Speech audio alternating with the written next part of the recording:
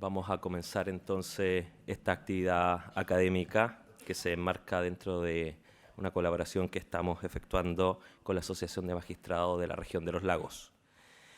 Antes que todo, quisiera saludar afectuosamente a cada una de las autoridades regionales que nos acompañan, autoridades del Poder Judicial y universitarias que se encuentran con nosotros en este seminario que fue organizado en conjunto con la Asociación Regional de Magistrados de la Región de los Lagos.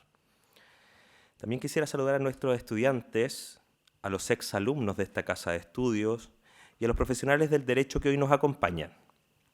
Por último, y con especial atención, quiero agradecer a los destacados expositores que han tenido la gentileza de aceptar la invitación a participar de esta actividad académica que pone en relieve la virtuosa relación que ha de darse entre la universidad y la judicatura.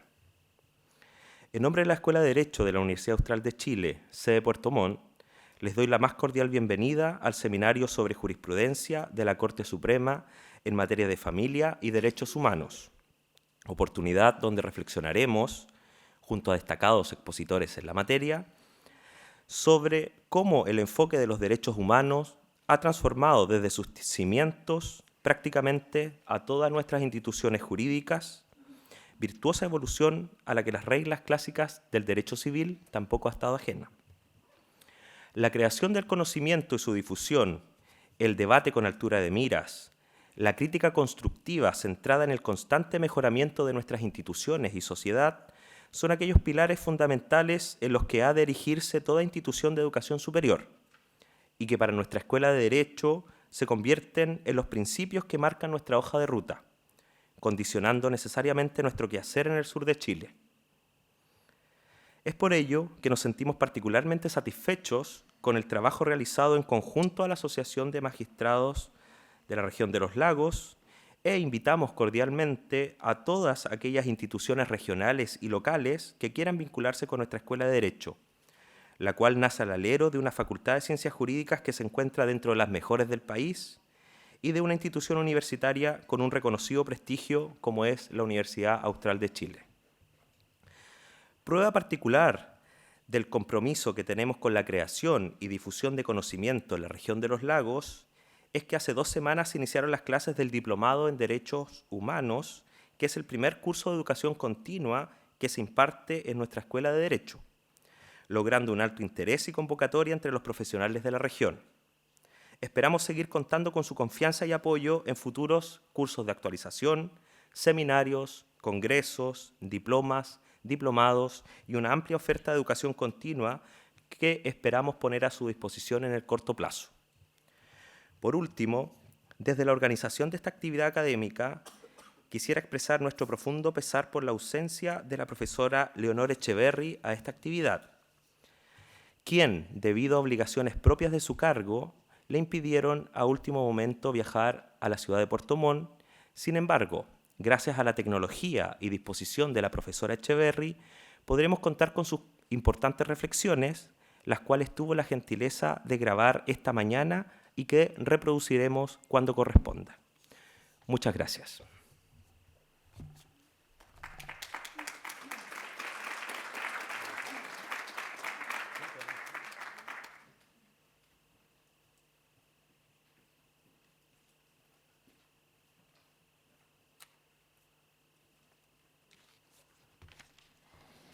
Muy buenas tardes a todas las autoridades presentes, colegas, consejeros técnicos, estudiantes, público en general. La Asociación Regional de Magistrados de los Lagos, a quien represento hoy día, aquí en esta sede, con el patrocinio de una Comisión de Derechos Humanos y Género, también de la asociación y del Instituto de Estudios Judiciales y en trabajo colaborativo con esta Universidad Austral de Chile, Campus Puerto Montt, ha organizado este seminario denominado Jurisprudencia de la Corte Suprema en materia de familia y derechos humanos. Como Asociación Regional de los Lagos, siempre hemos tenido la iniciativa y la aspiración de poder hacer llegar a los asociados y asociadas, colegas, abogados, estudiantes en general, una muestra de diversas materias de derecho. Como ustedes saben, ¿cierto? Anualmente estamos organizando actividades en materia civil, familia, penal y también laboral. Hoy día nos convoca en materia de familia.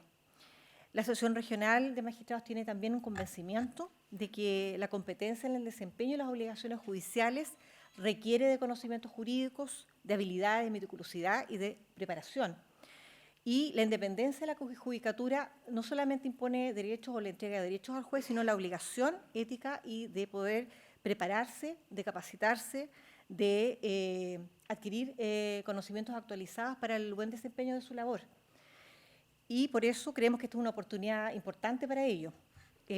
Ustedes van a escuchar, ¿cierto?, dentro de la gama, dentro del programa, contamos con la materia de declaración de bien familiar a cargo de doña Leonor Echeverri Kurt, que es abogada integrante de la Corte Suprema. Vamos a escuchar la exposición de doña Yanira Zúñiga, doctora en Derecho de la Universidad Carlos III de Madrid de España, profesora de la Universidad Austral, donde también va a abordar un tema de contingencia en tribunales de familia, como es el concepto de violencia y familia, una relación compleja, conceptual. Luego del break vamos a poder escuchar la exposición de nuestro colega juez de familia de Santiago, Pedro Maldonado. Él es máster también de Derechos Fundamentales de Género y Menores en la Universidad de Jaén. Va a tratar el interesante tema sobre la adopción abierta, sobre un fallo dictado acá en Chile que esperamos también poder analizar y conocer cuáles son las implicancias de una decisión de este tipo.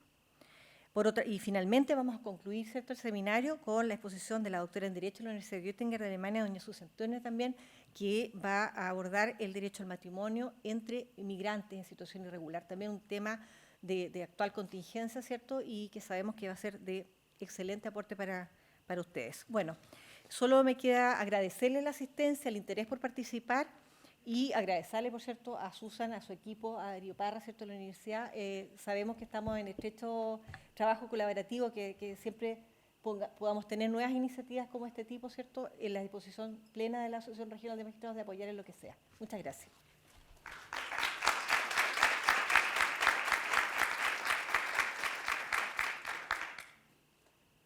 Bueno, ahora me toca participar de moderador de esta primera mesa, en la cual voy a presentar a nuestra primera ponente, que lo va a realizar por medio de un video que grabó especialmente para esta ocasión, la profesora Leonor Echeverri Kurt, quien es abogada integrante de la Corte Suprema. Ella es profesora de Derecho Civil de la Universidad Diego Portales y recientemente ha sido elegida como la presidenta del Colegio de Abogados de Chile. La profesora Echeverri nos va a exponer sobre el siguiente tema: jurisprudencia sobre bien familiar. ¿Cuándo existe una familia? Dejo entonces con ustedes, por medio de este video, a la profesora Leonor Echeverri. Buenas tardes.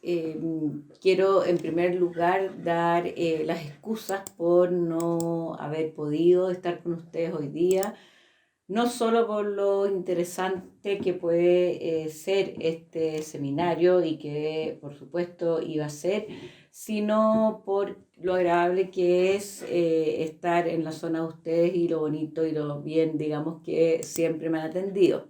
Lamentablemente, por razones de último minuto, no pude estar ahí, tampoco la Facultad de Derecho de la Universidad Austral pudo hacer mayores arreglos como para poder tratar de que otra persona fuera, y por lo tanto se nos ocurrió que quizás la mejor forma de estar con ustedes y que esto siguiera siendo así es justamente que yo pudiera exponer desde aquí el tema que habíamos pensado.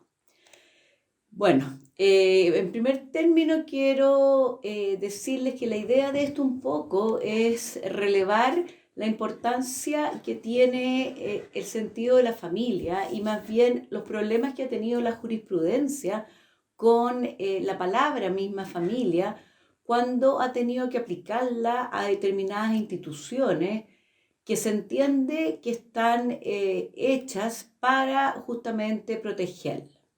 Y dentro de las instituciones que nosotros relevamos como importante está justamente la institución de los bienes familiares, en que en la práctica, aunque se ve como una institución bastante clara y bien estructurada en nuestro código, En la práctica, en su aplicación, en la jurisprudencia, en los casos que llegan a tribunales, ha presentado varios problemas que en definitiva muchas veces han sido difíciles de solucionar.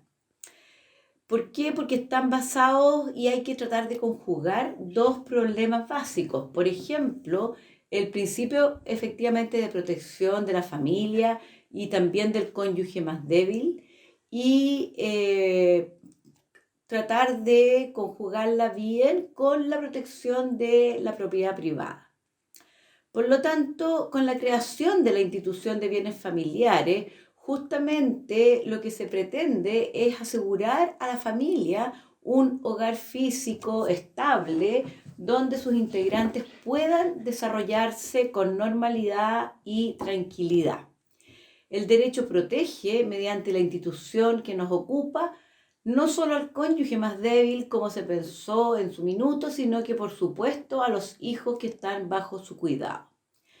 Lo que se pensó y se creó bajo una protección de la llamada familia matrimonial con la entrada en vigencia de la ley 20.803 sobre el acuerdo de unión civil el año 2015, hizo que extendiera esta institución de los bienes familiares a las convivencias legales, dejando entonces de ser una protección exclusiva de la familia matrimonial como fue claramente su propósito original. Tal como les dije, el problema básico parte que en nuestra Constitución, cuando señala en su artículo primero que efectivamente la familia es la base de la sociedad, no se dijo a qué familia se estaba refiriendo. Y por lo tanto, cuando se ha tratado de establecer un concepto de familia, ha sido una cosa, digamos, bastante difícil, porque claramente la familia es una institución que se va modificando con el paso de los años. Y por lo tanto hay quienes señalan, por ejemplo, que una de las formas de interpretar la norma y la palabra familia en la Constitución es pensar que este vocablo aquí y la forma en que está redactado este artículo primero es igual a como fue declarado en la Declaración de los Derechos Humanos. Y por lo tanto se entiende que una de las formas, o sea, uno de los principios claros de esta Declaración de los Derechos Humanos contiene el principio de la no discriminación. Y por lo tanto se entiende entonces que debe protegerse todo tipo de familia, porque no es posible discriminar ciertas agrupaciones que pudieran pensarse que son familias versus otras que en definitiva no van a ser protegidas.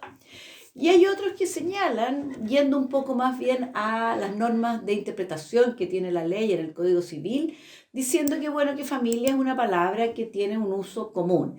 Y al tener un uso común, claramente lo que tenemos es que entender lo que es familia para la sociedad chilena y por lo tanto entender que lo que se pensó en el año 80 ahora es totalmente diferente en el año 2019. Por lo tanto, tendríamos que entender que familia va a ser todo lo que la sociedad chilena reconoce como tal. Y las familias que hace 20 o 30 años no se reconocían como tales, hoy están perfectamente aceptadas. Bueno, y quienes son, podemos decir en cierta forma, el ala más conservadora, entienden que cuando la Constitución, entendió que había que proteger la familia, se refería a la familia matrimonial, pero claramente esto nos llevaría a que lo que se quiere evitar con la distinción o de los hijos nacidos en estas familias, etcétera, quedaran desprotegidos.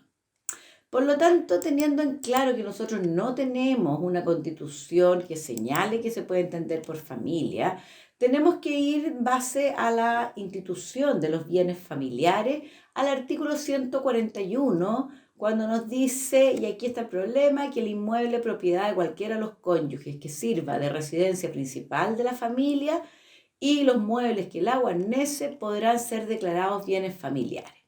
Y la pregunta entonces, ¿qué vamos a entender por la residencia principal de la familia? Aquí lo que ha pasado en la jurisprudencia es que se dan en general dos posturas. Una es, o sea, dos posturas en base a lo que sería familia, cuando el problema es que la persona que queda viviendo en lo que era la vivienda familiar es solamente una persona. Supongamos, para que quede claro, estamos frente a una pareja que pone fin a su matrimonio o a su convivencia y en la familia, en el bien familiar se quedan viviendo una de las personas, llámese por ejemplo la madre o el padre, con los hijos. Bueno, en este caso uno entendía que si el matrimonio terminaba, como era una institución propia del matrimonio, se entendía que el bien familiar también podía ser desafectado. Sin embargo, con el paso del tiempo, la interpretación que se le dio al artículo 141, al artículo 145, fue decir justamente no se va a desafectar por el solo fin del matrimonio, porque lo que pasa aquí es que hay que proteger a la persona que se quede viviendo con los hijos de esa unión.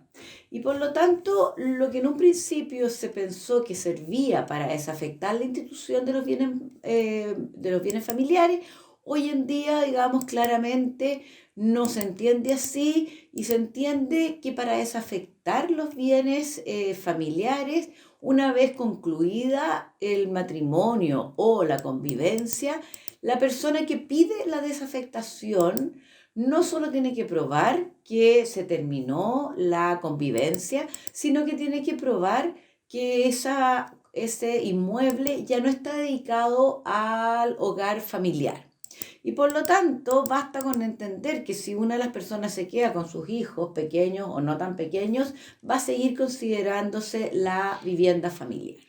Y en eso hoy en día la jurisprudencia está conteste y no hay, digamos, ninguna duda al respecto. Bueno, uno podría entender que no fue así como se pensó al crearse la ley, pero lo que estamos claros es que una vez terminado el matrimonio, el problema de la vivienda debiera terminarse por los basados en la institución de los alimentos y de la compensación económica.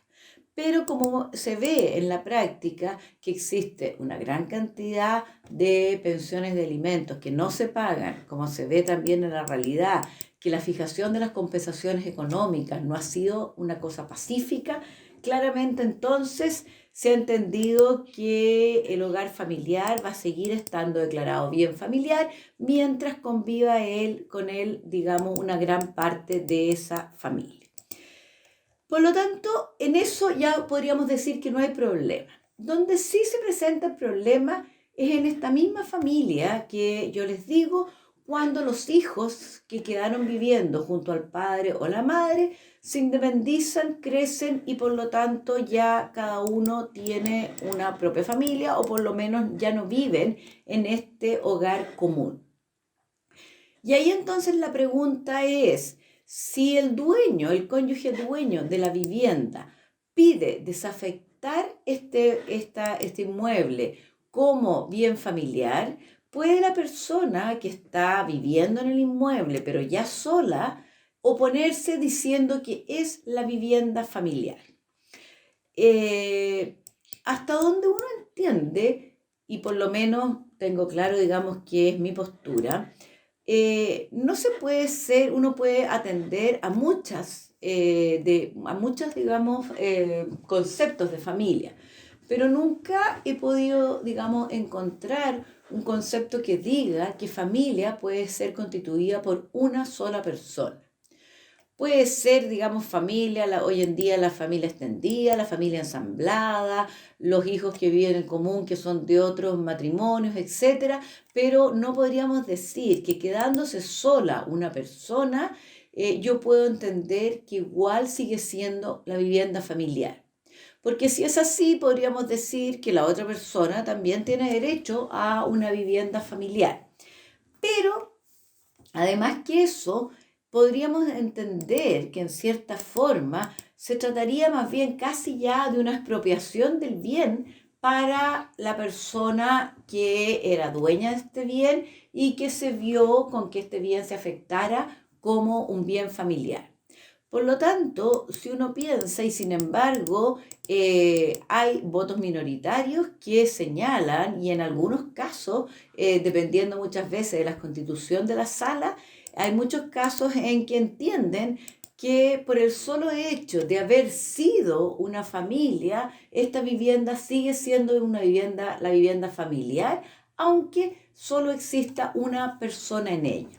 Lo cual a mí me parece que no es posible, digamos, extender la vivienda familiar hasta la muerte de la única persona que quedaba de esa familia. Estamos claros que esa persona sigue teniendo una familia, pero sus hijos ya no viven con ellos, por lo tanto, ella quedó sola en el inmueble familiar.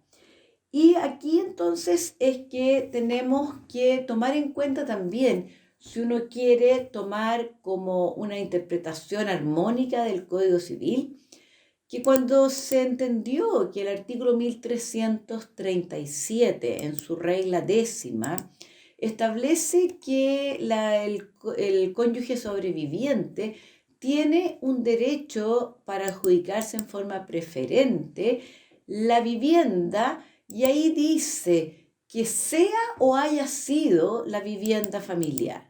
Entonces lo que tenemos es que ahí el código y el legislador sí hace una diferencia, porque es una norma que está puesta en la parte justamente sucesoria de nuestro código, en decir, bueno, una persona fallece y nos podemos encontrar con que efectivamente el cónyuge sobreviviente viva aún con los niños en esa casa, y por lo tanto en ese momento la vivienda sigue siendo la vivienda familiar.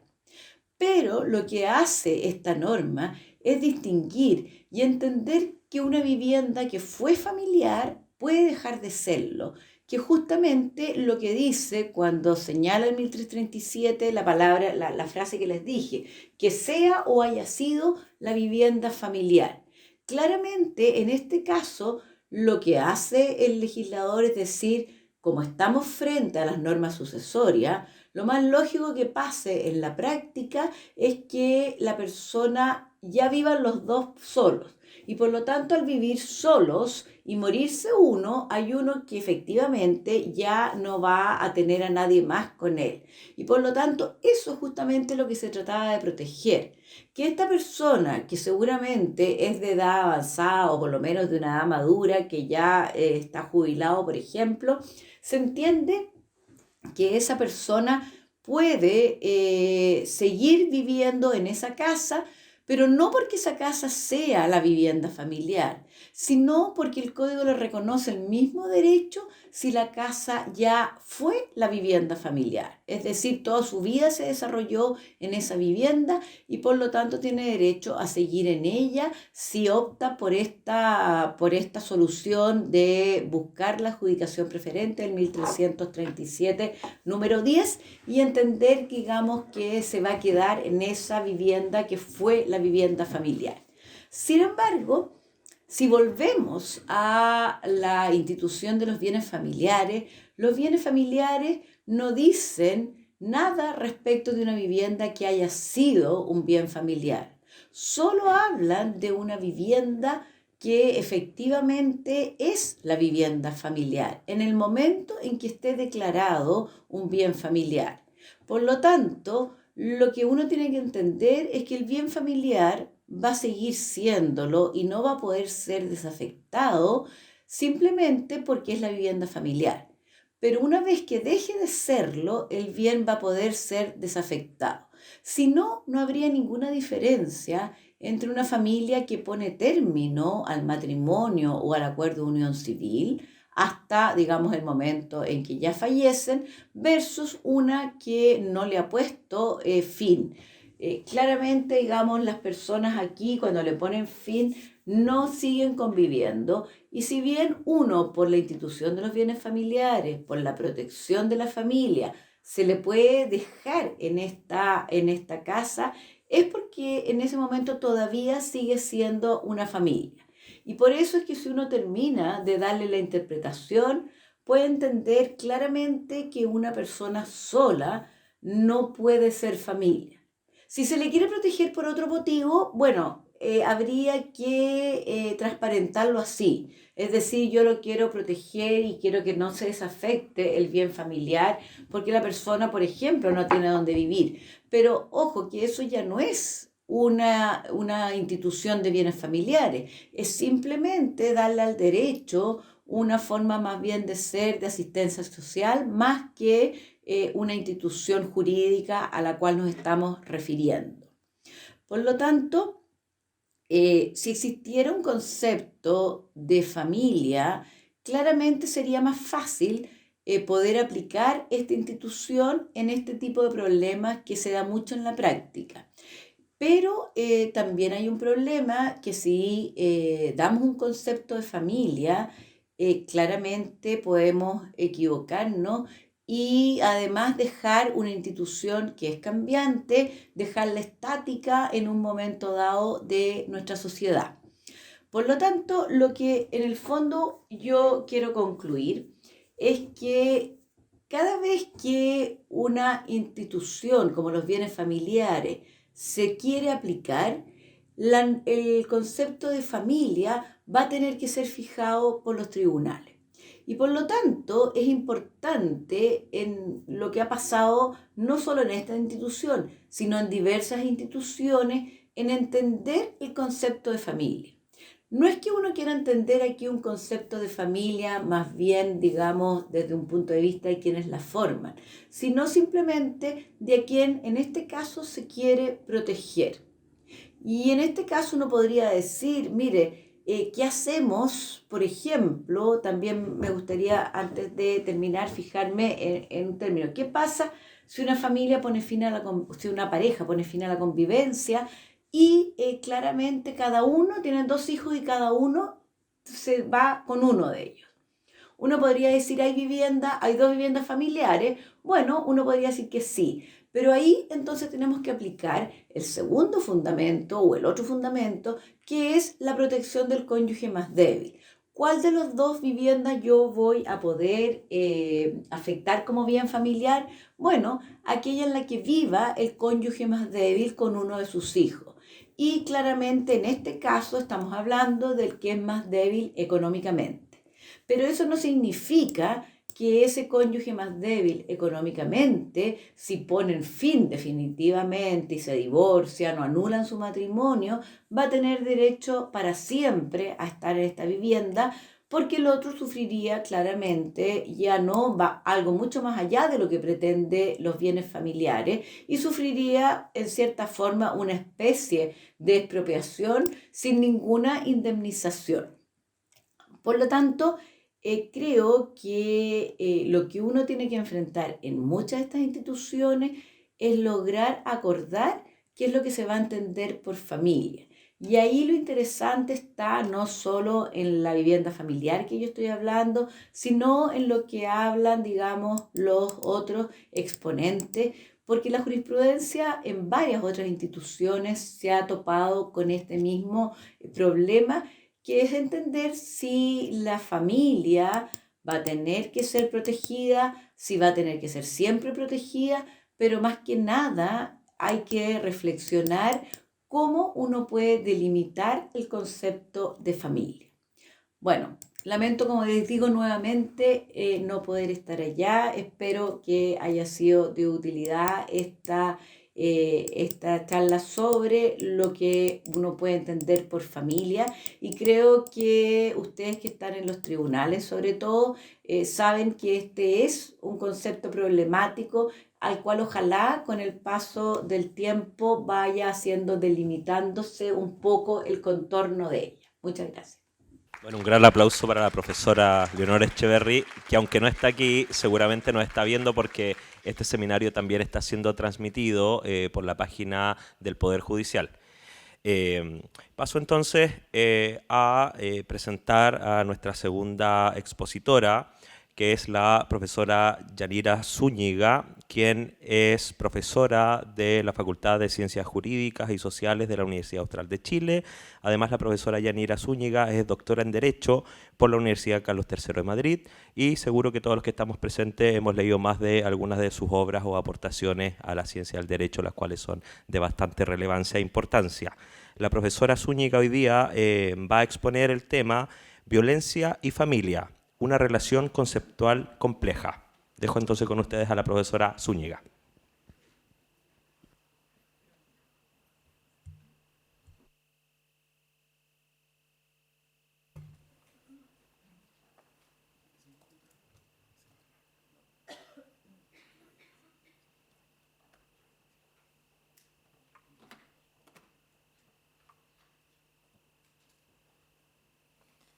Bien, buenas tardes. Muchas gracias al profesor Parras por la presentación. Gracias por la oportunidad de estar aquí de nuevo, que ya es un poco mi casa, ¿no? Vine el fin de semana también a participar en el programa de Diplomados en Derechos Humanos y siempre es un gusto estar aquí, además con caras de egresados, egresadas conocidos. Yo creo que voy a retomar lo que acaba de presentar a la distancia la profesora Echeverry, porque me parece entonces que coincidimos, probablemente no sea una novedad, en el sentido de que el concepto de familia opera como una especie de núcleo alrededor del cual orbitan una serie de instituciones, entre otras las regulaciones de la violencia, que es lo que me ocupa a mí ahora en esta ponencia. Y lo que quiero presentar es algo que supongo que cualquiera que se desempeña en la práctica del derecho sabe y probablemente aprecia con mayor nitidez que la que yo podría apreciar, que es que se trata de un problema muy complejo en la práctica. Como probablemente yo no podría aportar mejores cosas que las que ustedes ya saben desde la práctica profesional, lo que quiero hacer es algo inverso, ¿no? Tratar de presentar algunas de las razones por las que conceptualmente ahí hay una relación compleja, ¿no? Voy a partir diciendo algo que es bastante conocido, que está puesto en esa lámina del año 2014, que es una lámina de la CEPAL, que intenta proponer una cartografía de la incidencia de la violencia que sufren las mujeres, no solo en el ámbito intrafamiliar, pero sí con una potencia o con una cierta radicación en el ámbito familiar. Y creo que vale la pena poner de relieve esto, aunque probablemente también es una realidad que se muestra con mayor frecuencia de la que quisiéramos en los medios de comunicación, porque esas cifras ilustran una paradoja, ¿no? Que las normas jurídicas que se han instalado desde la década del 90 para luchar contra la violencia contra las mujeres parece que no son entonces eficaces, ¿no? Si no hemos logrado contener las cifras de violencia que sufren las mujeres, sí, como dan cuenta una serie de informes de órganos internacionales, pero también de investigación social, esa violencia se extiende y se infiltra a distintas dimensiones de la vida social y en algunas expresiones parece haberse radicalizado, ¿no? Por ejemplo, la violencia que sufren las mujeres hoy día en el espacio público, en ciertos sitios en América Latina en particular, es una violencia muy, muy potente, a manos de bandas inclusive, ¿no? Los casos... no voy a entrar en esto, pero si uno lo piensa, el famoso caso de las mujeres de Ciudad Juárez, que falló la Corte la Corte Interamericana de Derechos Humanos en el año 2010, uno podría pensar que era una especie de fenómeno que podría haber ido en retirada, ¿no? Y sin embargo la Corte ha fallado otros casos parecidos después, ¿no? Del 2010. Y eso nos da cuenta que esta es una materia donde hay especial resistencia social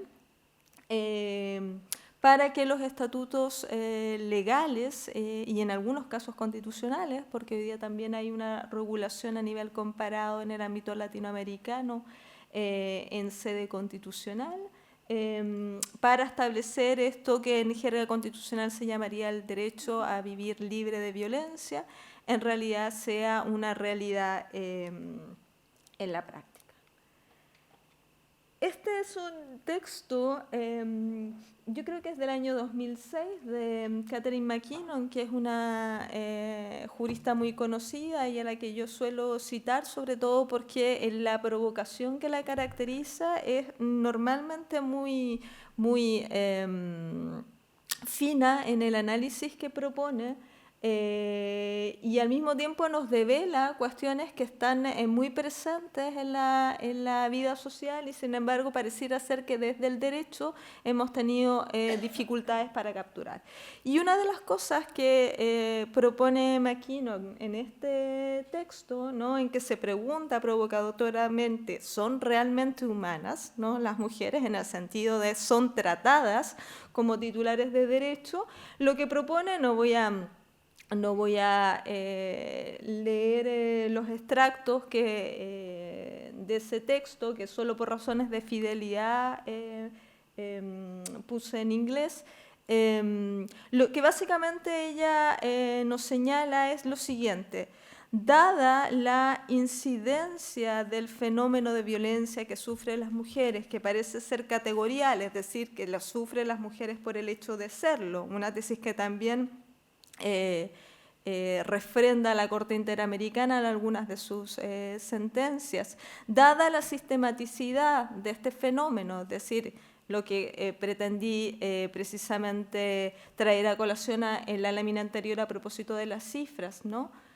¿Por qué no tratamos la violencia contra la mujer como tratamos otros fenómenos así de sistemáticos? Y lo que nos dice McKinnon es, por ejemplo, ¿por qué no la tratamos como la tortura?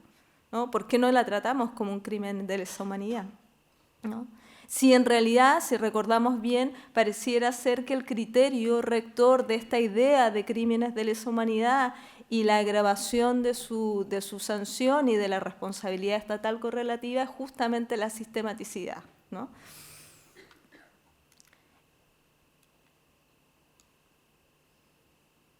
Lo que quiero demostrar entonces es que con esta tipología es que dentro de los estudios de género, la tesis de McKinnon tiene cierto arraigo al demostrar que hay una especie de continuo de la violencia. Esto no solo lo dicen juristas y probablemente lo dicen menos juristas que otras cientistas sociales, ¿no? De cómo la violencia tiene distintas manifestaciones y se expresa en el ámbito de distintas relaciones y es sobre todo ubicua, ¿no?, que es algo importante a tener en cuenta dada la regulación que tenemos en Chile, ¿no?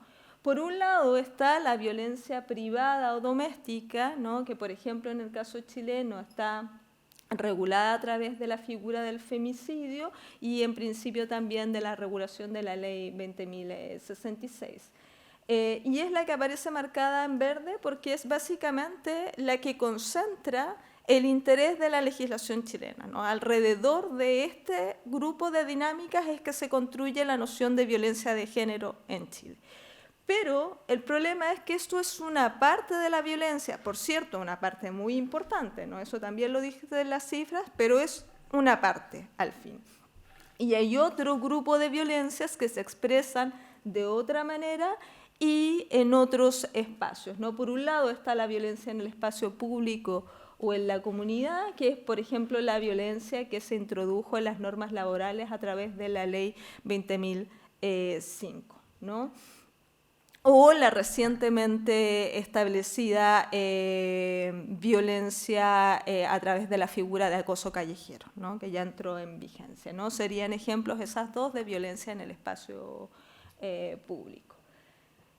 Pero tampoco agotan todo el espectro de violencia que puede ocurrir en el espacio público. De hecho, la idea del feminicidio, ¿no?, que es la violencia que sufren las mujeres por el hecho de ser mujeres, no es en la lógica en que lo utiliza la Corte Interamericana en el caso Campo Algodonero, no es lo mismo que el femicidio en el caso chileno, que es un tipo de violencia íntima, ¿no? Donde se requiere haber tenido una relación o tener actualmente una relación erótico-afectivo con un varón. Está por el otro lado la violencia estatal, que ha sido reconocida como una hipótesis de tortura bajo la jurisprudencia interamericana, que prácticamente no está regulada en el caso chileno, no a través de estatutos legales, ¿no? A pesar de haber tenido una larga historia de violencia de género aplicada por órganos del Estado durante la dictadura, ¿no? Hay todo un proceso también de construcción de la verdad que ha estado menos desarrollado respecto de este tipo de violencia que respecto de otras violencias que sucedieron durante la dictadura. Y está la violencia como crimen internacional, que está regulada en el Estatuto de Roma, ratificado por Chile, en el artículo 7G hay una mención específica, entre otros tipos se contemplan la esclavitud sexual o el embarazo forzado, la esterilización forzada y otra figura, pero a condición de que se inserta en una práctica sistemática de atentado contra la población, ¿no? Entonces las prácticas... Y entonces, en ese sentido, subsiste la objeción que plantea Catherine McKinnon, que la violencia entre privados, por mucho que sea sistemática y por mucho que sea tolerada en varias culturas y países por los propios estados, en general no es construida y no es tratada desde el punto de vista jurídico como un crimen de lesa humanidad. Ahora, si nosotros no nos fijamos, suele decirse que el interés de las normas jurídicas por abordar los estatutos de violencia se inicia en la década del 90 en el espectro internacional, y eso yo pensaría que es cierto si uno tiene en cuenta que dos grandes instrumentos internacionales surgen en esa época, los que tienen destacados en primer y en segundo lugar de izquierda a derecha. Por un lado, la Declaración de la ONU para la Eliminación de la Violencia de Género, que es del año 93, y por el otro lado, la Convención de Belém, debiera decir con M final, do Pará, que es la Convención Interamericana para prevenir, sancionar y erradicar la violencia contra las mujeres, del año 98. Si uno se fija, y ese es el objetivo de la transcripción, las definiciones en una y otra, en esos dos instrumentos internacionales, son bastante parecidas, ¿no? Por un lado, el concepto de violencia contra la mujer es un concepto amplio, ¿no? Se entiende todo acto de violencia basado en la pertenencia al sexo femenino, es decir, claramente tiene un componente de género, ¿no? Es violencia que es la que se aplica en principio respecto de un cierto tipo de sujetos que serían las mujeres por el hecho de ser mujeres, que tenga o pueda tener, ¿no? La Convención de Belém do Pará dice que tenga o pueda tener como resultado un daño, sufrimiento físico, sexual o psicológico para la mujer. Y se amplía también a la violencia que se sufre en la vida pública, lo mismo que en la vida privada. En cambio, la Ley 20.066, como ustedes ya saben, es bastante más restrictiva porque básicamente se concentra en la violencia doméstica, ¿no? La violencia que requiere entonces algún vínculo que el legislador reputa como vínculo familiar. Es cierto que se ha ido extendiendo, pero al final está basado en la construcción de familia que el legislador entiende. Da igual si yo me considero familia con otra persona, eso es irrelevante, no es solo esos vínculos que la ley considera que son suficientes para constituir una relación de orden familiar, y además en la letra parece más exigente porque establece que debe haber un resultado, pareciera que eso es lo que se lee habitualmente y eso es lo que se discute, ¿no? Cuando pasemos a la jurisprudencia, si hay o no afectación actual, es decir, si se ha podido probar la afectación. En cambio, si ustedes se fijan, los instrumentos internacionales tienen una matiz, ¿no? Que haya habido o que se entienda que pueda haber, ¿no? Entonces esa cuestión desde el punto de vista probatorio es finalmente relevante. ¿Qué relaciones existen entre familia y violencia? Que es el hilo conductor de esta presentación. Este es un texto bien interesante. Hay mucha discusión, por supuesto, en la teoría feminista, que es a eso a lo que me dedico, sobre cuáles son los vínculos entre familia y violencia, y en principio uno podría decir que hay un cierto acuerdo en la teoría feminista en el sentido de que la familia es una especie de vector, una especie de, para ponerlo en términos criminológicos, una especie de factor criminógeno. O sea, de la misma manera que se dice que las drogas, el consumo de alcohol o ciertos perfiles psicológicos de los sujetos podrían favorecer la violencia, también se dice desde la teoría feminista, por supuesto podría no compartirse la aseveración, pero se dice que la familia es un contexto de fragilidad para las mujeres, lo que explicaría que buena parte de la violencia se concentrara, la violencia que sufren las mujeres, en el espectro o en el ámbito familiar. Entonces, lo que nos dice esta autora, que tiene este texto que es muy conocido, El poder del amor, ¿no? Lo que nos dice el matrimonio, dice en sentido amplio, en realidad no está diciendo cuál es el tipo de contrato o acto jurídico que es creador de una familia, por eso es que el matrimonio aparece entrecomillado, porque no es una idea estricta. Se refiere no solo a las parejas legalmente casadas o que viven juntas, sino también a los patrones de interacción que establece y prohíbe entre las personas como seres sexuales en la sociedad en general.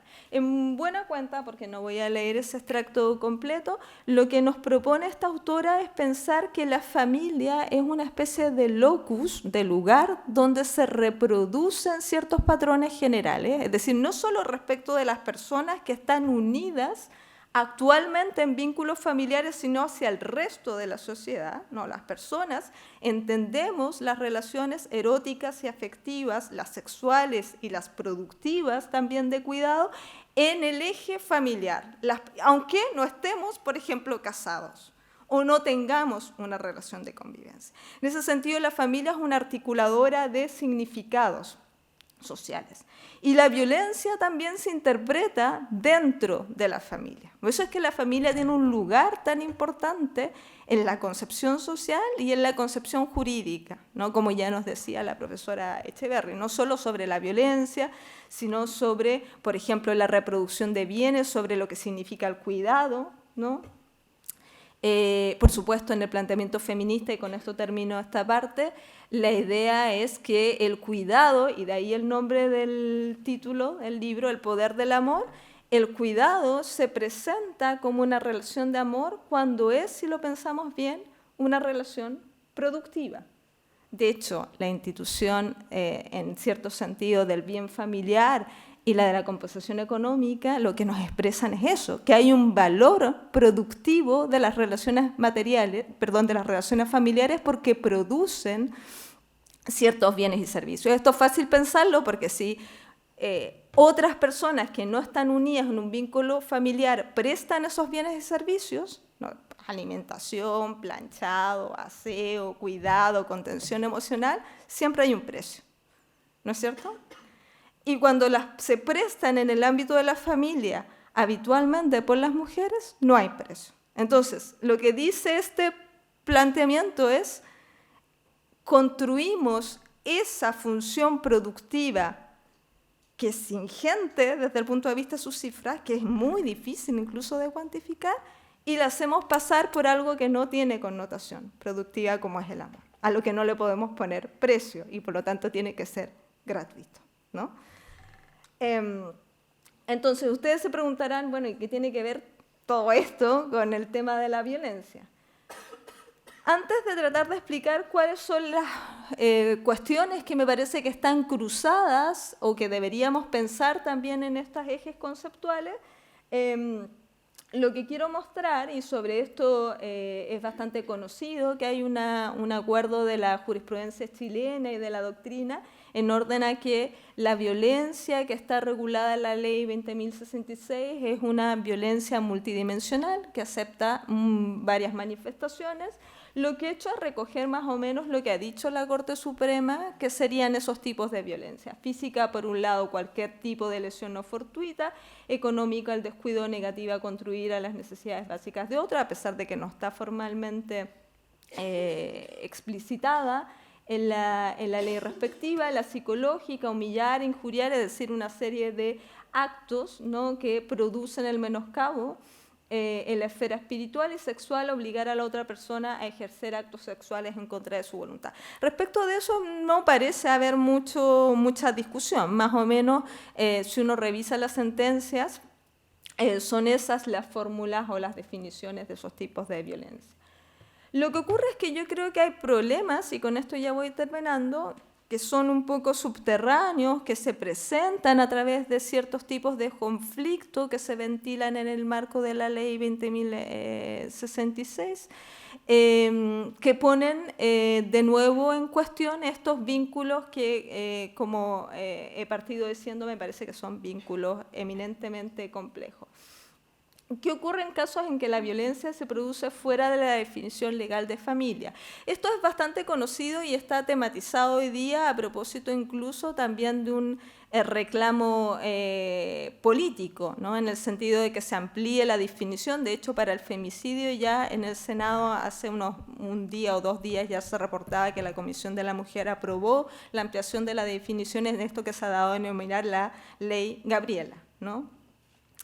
Y que, para quienes no lo conozcan, es básicamente la posibilidad de ampliar la definición a vínculos eróticos y afectivos fuera del esquema de convivencia, ¿no?, básicamente pololeo, ¿no?, que es un tema importante porque, entre otras razones, producto de la mayor investigación social y las cifras que van proporcionando, por ejemplo, las instituciones de educación, entre otras las mismas universidades, sabemos que las cifras de violencia en el marco del pololeo son cifras importantes, ¿no?, y con algunas, yo me atrevería a decir, con algunas particularidades, ese tipo de violencia. Pero también hay otros casos, de hecho estaba revisando alguna jurisprudencia de casos en que una nueva pareja, ¿no?, una persona que no ha cesado su vínculo familiar, un varón, empieza una nueva relación y tanto él como su nueva pareja agreden, ¿no?, a la pareja originaria, ¿no? Bueno, claro, bajo la ley 20.066, aunque sea una acción combinada de estas dos personas, solo uno puede ser sujeto entonces de intervención por parte de la ley 20.066, y entonces se produce el efecto de desacoplar socialmente una acción o unas acciones que son parte de un mismo proceso. Entonces ahí hay un problema, porque se fijan que en ese caso nos damos cuenta de que esa frontera es una frontera que en algún sentido es muy arbitraria, ¿no?, porque fija una exclusión que no es razonable. ¿Cuál es el bien protegido? Esta es una discusión que resurge sobre todo desde el punto de vista de cómo se vincula la protección de las mujeres a la protección de otros bienes jurídicos que podrían ser bienes colectivos de las familias, en las que la posición de las mujeres ha sido tradicionalmente una posición de cierta pérdida de importancia, es decir, a la mujer se le exige mayor abnegación y eso supone también de poner incluso a veces la protección de su propia integridad psíquico-físico. Estoy pensando en los típicos casos en que se discute también respecto de los derechos de hijos y hijas, ¿no? Entonces, claro, ahí la pregunta es relevante porque uno tendría que formularla en los siguientes términos. ¿Qué se protege? En realidad, solo la integridad psíquico-física de las personas, de los miembros de la familia que están contextualmente en un tipo de relación, ¿no? O se protegen algunos bienes interindividuales, como podría ser la consolidación de la familia, la mantención de una cierta estructura para cuidado de los hijos, etcétera, ¿no? Entonces, claro, según nuestra concepción de familia, las respuestas pueden ser distintas. Si tenemos una concepción, voy a tratar de explicarlo, individualista, podríamos decir solo se protegen los derechos de cada uno de las personas, ¿no?, que contextualmente están en esta relación, ¿no? Y si tenemos una posición colectivista, podríamos decir, no, además de esto, protegemos otras cosas y los derechos individuales podrían eventualmente ceder, incluso los derechos a ser protegidos ante la violencia, para la protección de esos otros bienes, ¿no?, que podemos luego construir como queramos, según la visión colectiva que tengamos de la familia, ¿no? Entonces, claro, la pregunta, por mucho que entendamos que lo que hay ahí es una protección a las personas, de nuevo, la familia tiene una potencia en nuestros significados sociales y jurídicos que puede alterar también las ideas que tenemos preconcebidas en la materia. Se requiere acreditar una afectación efectiva o plausible, ya les decía, ¿no? La ley 20.066 parece ser más estricta que las fórmulas que tienen las normas internacionales, que aceptarían una afectación, yo diría, más bien plausible, donde no se requiere una prueba concreta. Esto es importante, desde luego todo luego lo podemos transformar en esa otra discusión interesante, pero también compleja, que es cuál es el lugar de los estándares internacionales en todo esto, ¿no? Si podemos entender que priman sobre la ley, bueno, teóricamente sí primarían, ¿no? Ahora, hay que decir de cualquier manera que la jurisprudencia ha entendido también ensanchar esa idea, ¿no?, de la afectación. ¿Qué rol tiene el contexto familiar en la definición y producción de la violencia? En parte lo que les decía hace un rato, ¿no?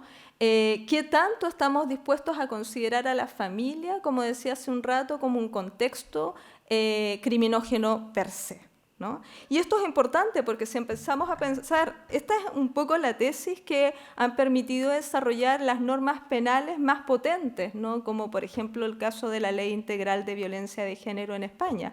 Asumir que las mujeres están simplemente en una posición de mayor vulnerabilidad en la familia que facilita la comisión, desde un punto de vista criminógeno, insisto. ¿Por qué razón? Porque es más fácil que una afectación o una ofensa a la integridad psíquico-física en ese espacio protegido no sea conocida por otros. Entonces esa es la razón por la que se comete en la familia y no se comete fuera, y por eso es que la gente dice, pero si esta persona era tan cordial, tan amable, ¿no?, y hacía otras cosas, bueno, porque hay un contexto especial.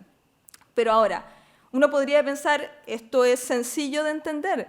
El problema es que esa visión de las cosas, que uno podría decir que es muy realista, compite con la otra visión que tenemos de la familia como un espacio idealizado, en la que todos y todas nos desarrollamos de una manera especial, ¿no? Cuando las personas se casan, es esa la visión de familia que quieren construir, ¿no?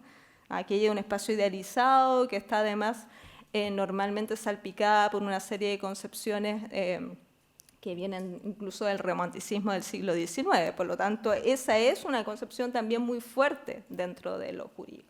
Para ir terminando, ¿cómo se concibe y prueba la violencia sexual? Es también una complejidad añadida. Yo no he revisado mucha jurisprudencia, pero me da la impresión que esta es una dificultad mayor.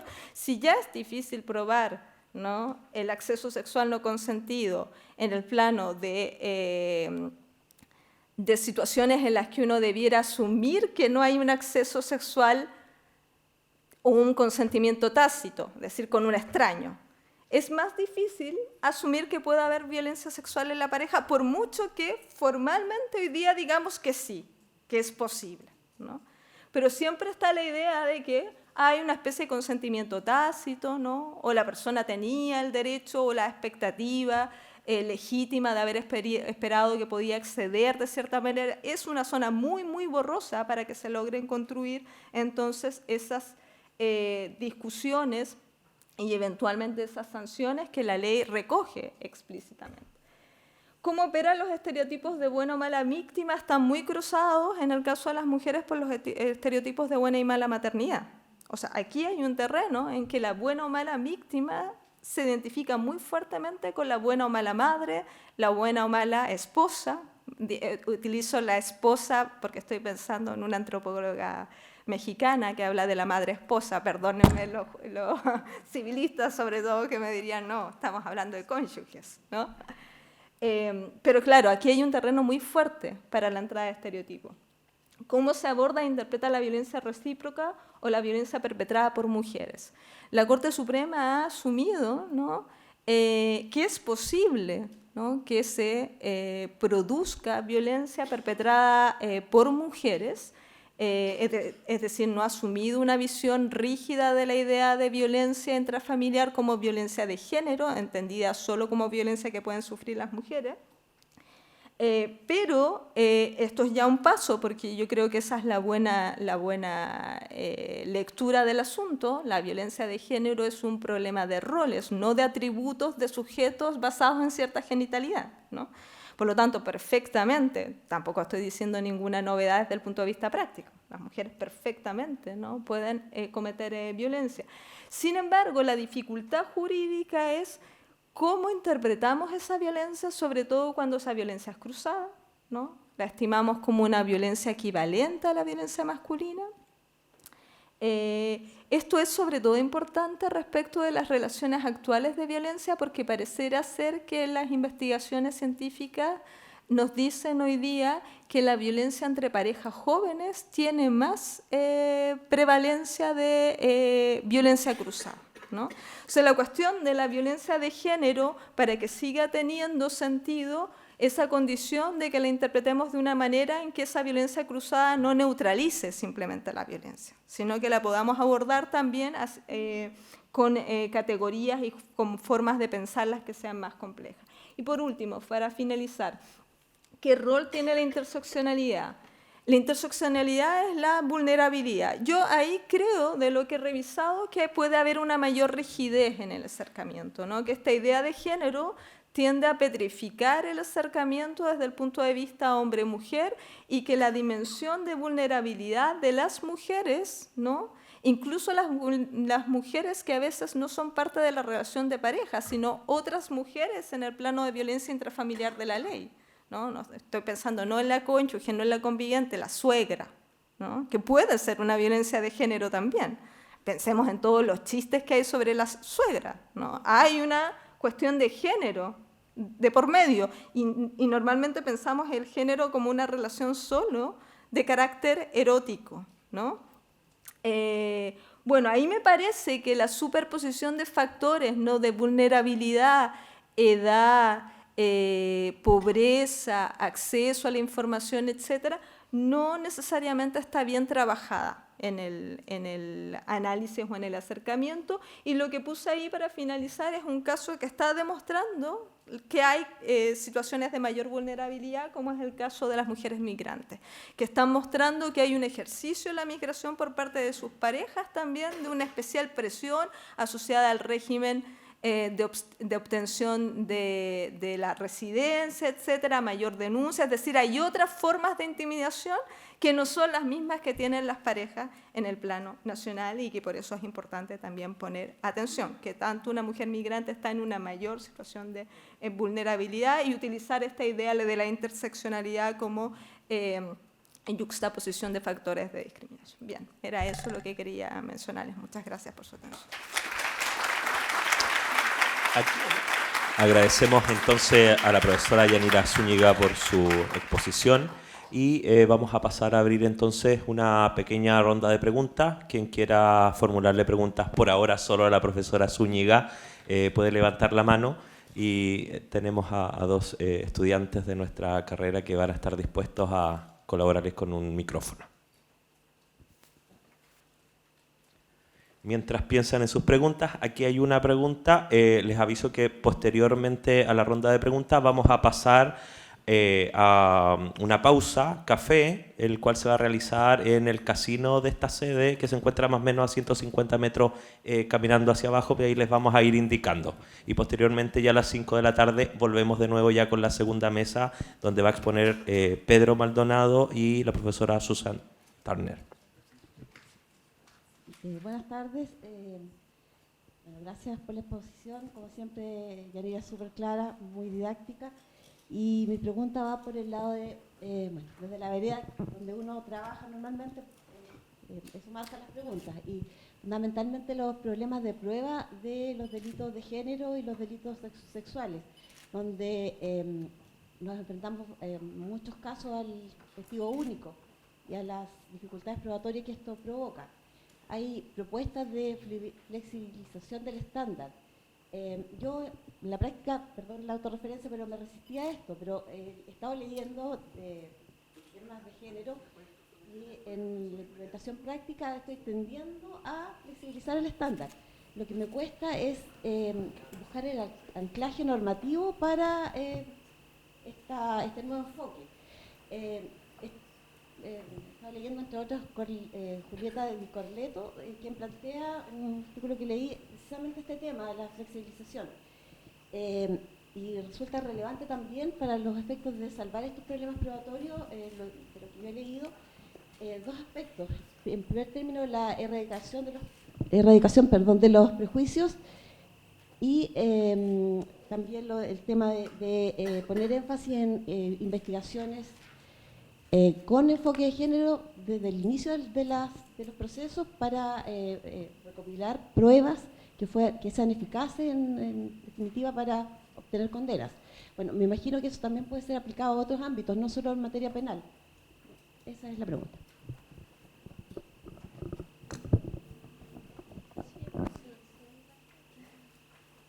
Si hay alguna otra pregunta, acumulamos y después responde Yanira.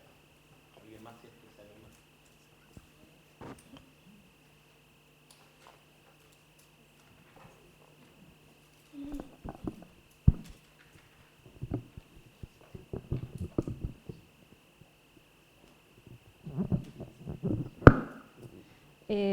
Hola, muy buenas tardes.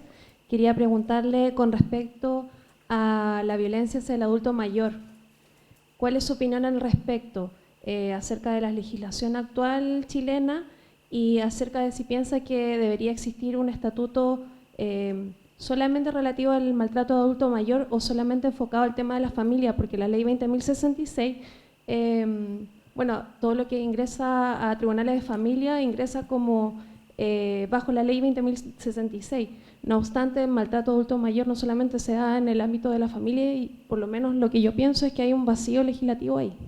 Eso.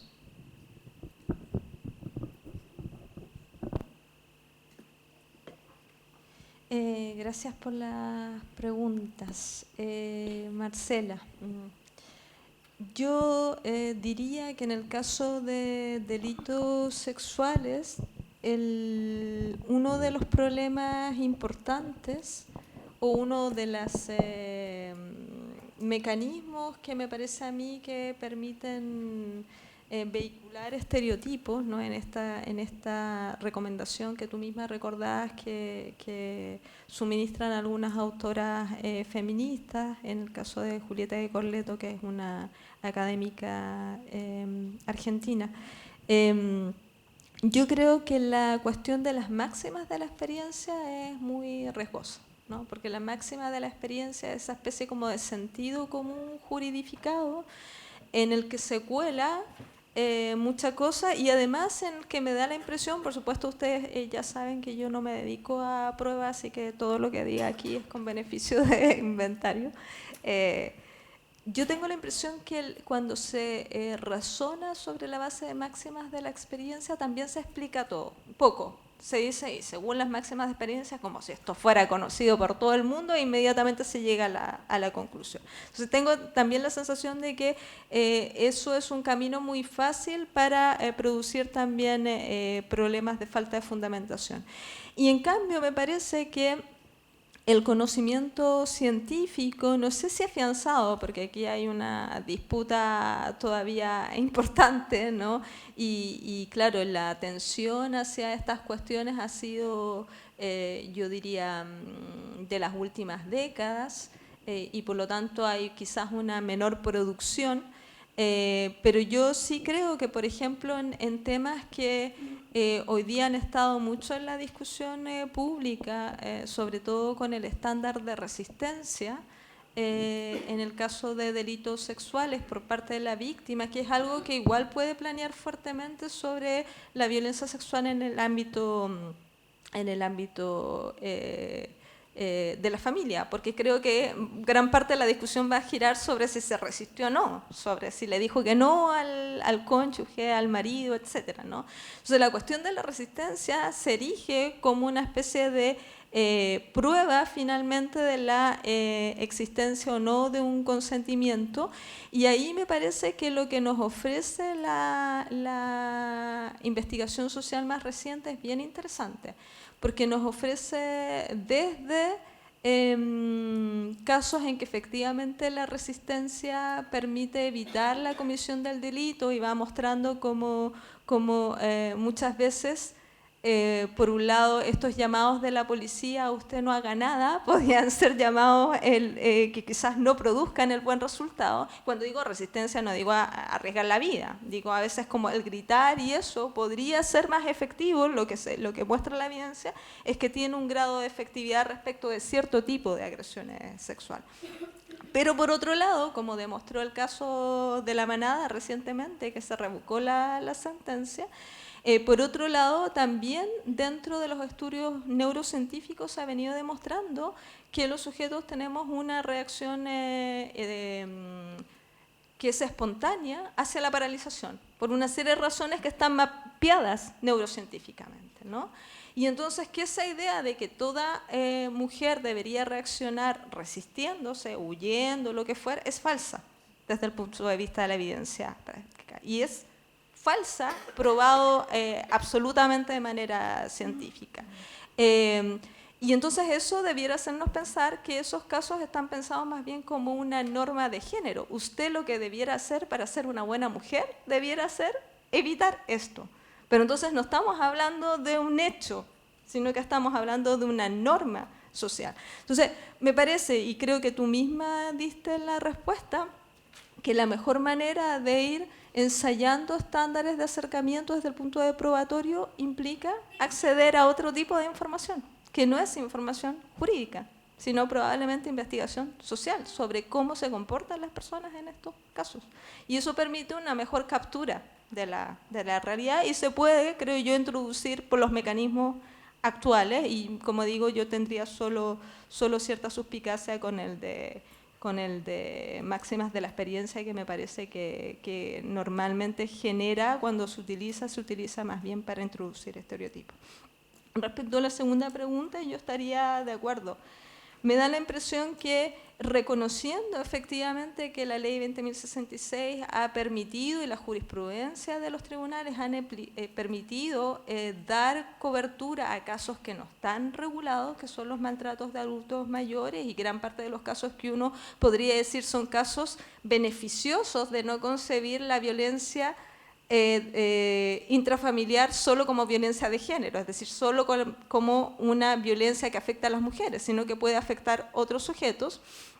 Uno de los buenos ejemplos de las virtudes que podría tener este modelo, a veces es criticado simplemente, y esto mostraría una virtud, la capacidad entonces de permitir afrontar otro tipo de maltrato que yo creo que se producen por la misma razón, o en parte por la misma razón que rescataba en la exposición, porque el contexto familiar es un contexto en que hay circunstancias de opresión, ¿no?, que pueden afectar también a otros sujetos, ¿no?, a niños, adultos mayores.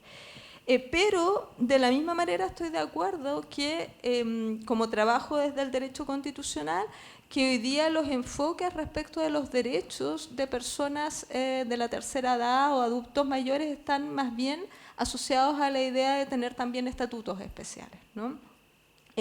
Porque son situaciones de especial vulnerabilidad. Y como dices tú, porque no todo el maltrato funciona en clave de una familia, ¿no? Y entonces esa es una esfera importante en la que hay menor posibilidad de intervención. Y al mismo tiempo porque creo que eso permite enfrentar otros temas que son relevantes en una sociedad que se va envejeciendo, ¿no? Es decir, desde el punto de vista cuantitativo, es curioso que ese sea un tipo de sujeto jurídico que tenga muy poca cobertura normativa, cuando en realidad vamos a ser mayoría en algún momento en la sociedad. Así que yo estaría completamente de acuerdo con esa aproximación. Las últimas dos preguntas, acá ya hay una pedida, si alguien más tiene alguna otra para cerrar, allá también piden, y luego de estas dos intervenciones vamos a invitarlos a que nos acompañen a un café y luego a las 5 retomamos. En realidad son dos preguntas a partir, digamos, de la exposición de Yanira.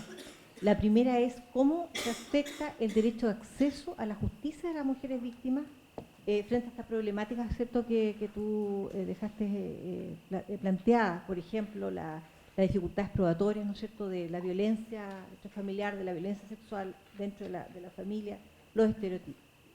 Y lo segundo es que desde una perspectiva de género, ¿cómo podría compatibilizarse la llamada violencia cruzada con la visión de que las mujeres, ¿no es cierto?, son un grupo, un colectivo, obviamente, en situación de vulnerabilidad frente a este tipo de delitos, considerando, ¿no es cierto?, que muchas veces uno ve en los tribunales de familia que la violencia cruzada opera a veces como una estrategia para anular la denuncia de las mujeres víctimas. O sea, interpone la denuncia, ¿cierto?, y rápidamente va el hechor a hacer la contradenuncia, y cuando uno tiene esas situaciones, ¿no es cierto?, acumuladas, evidentemente que le disminuye de alguna manera, ¿no es cierto?, la visión de víctima que tiene la mujer. O sea, ¿cómo lo podríamos contabilizar desde una perspectiva de género?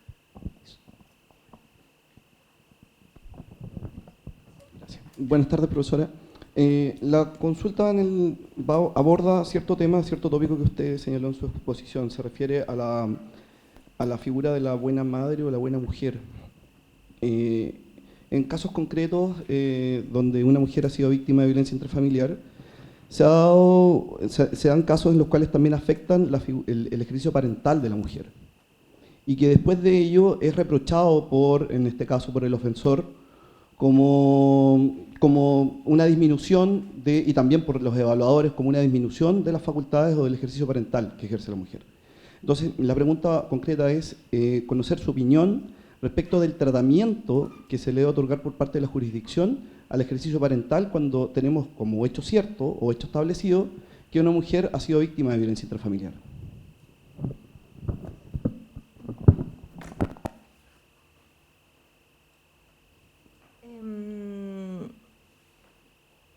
Las dos preguntas que plantea la magistrada Santana son difíciles, ¿no? ¿Cómo funciona el acceso a la justicia? Yo diría que, claro, ese es el meollo. ¿Por qué razón? Porque en general en los estatutos de violencia de género lo que sabemos es que las razones por las que accede o las razones por las que se producen las denuncias son razones que generan una cierta dificultad de respuesta por parte de los sistemas jurídicos, sobre todo en el ámbito judicial. Lo que quiero decir en términos más simples es: las mujeres denuncian menos, la sabemos, en toda orden de cosas, tanto en familia como en sede penal,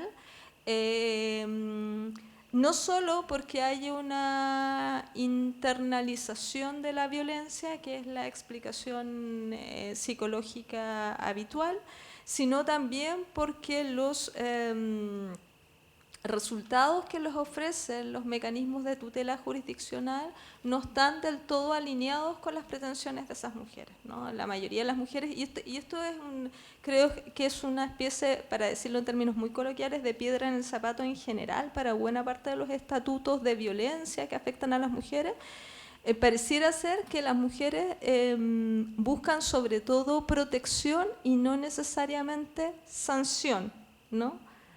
Porque saben que la sanción pudiera también recrudecer la violencia, ¿no? Y entonces yo creo que con buenas razones estiman que hay conflicto entre esos dos objetivos y entonces jerarquizan el objetivo y buscan sobre todo protección. Y en general los sistemas jurisdiccionales que están inspirados sobre lógicas sancionatorias no resuelven muy bien ese problema, ¿no? Entonces buena parte de las razones por las que luego hay retractaciones o para las que en España hay otras cosas que hoy día se están discutiendo, como si por ejemplo se criminalizan o no a las propias mujeres que contribuyen con su propia acción a que se violen las prohibiciones de acercamiento, ¿no? Y que hay un tipo especial. Entonces, bueno, supongo que aquí también pasa algo, ¿no? Entonces la respuesta sería: las forzamos a respetarlas por su propio bien, ¿no?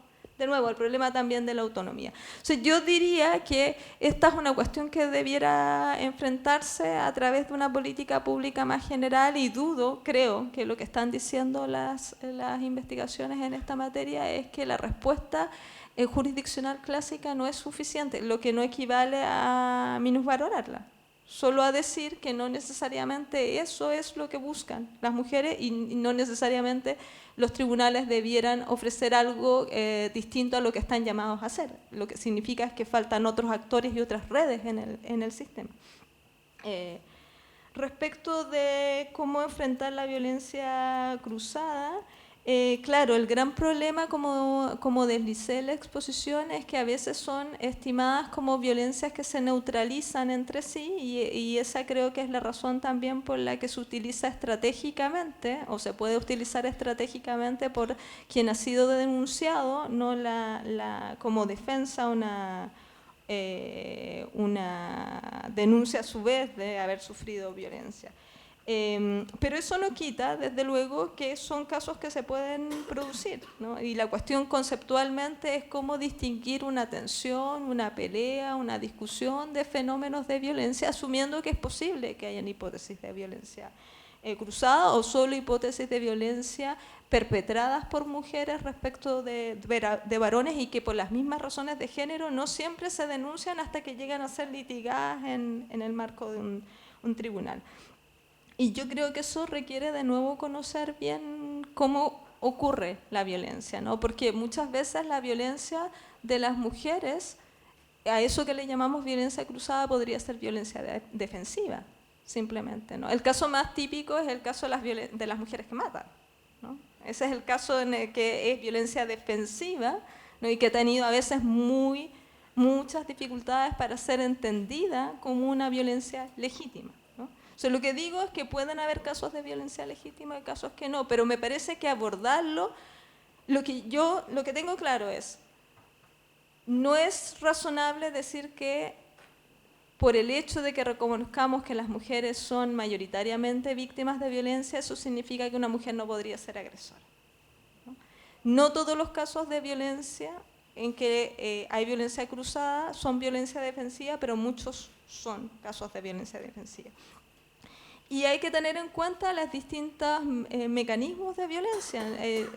Yo creo que es posible pensar que la violencia, aún siendo violencia, no necesariamente es equivalente desde el punto de vista de su comisión, de sus razones, de su legitimidad y de sus impactos. De hecho, es lo que hacemos cuando tenemos distintas estructuras de agravación de penas. Decimos, bueno, sí, este acto puede ser dañoso o violento, pero no, le aplicamos una pena menor que a este otro.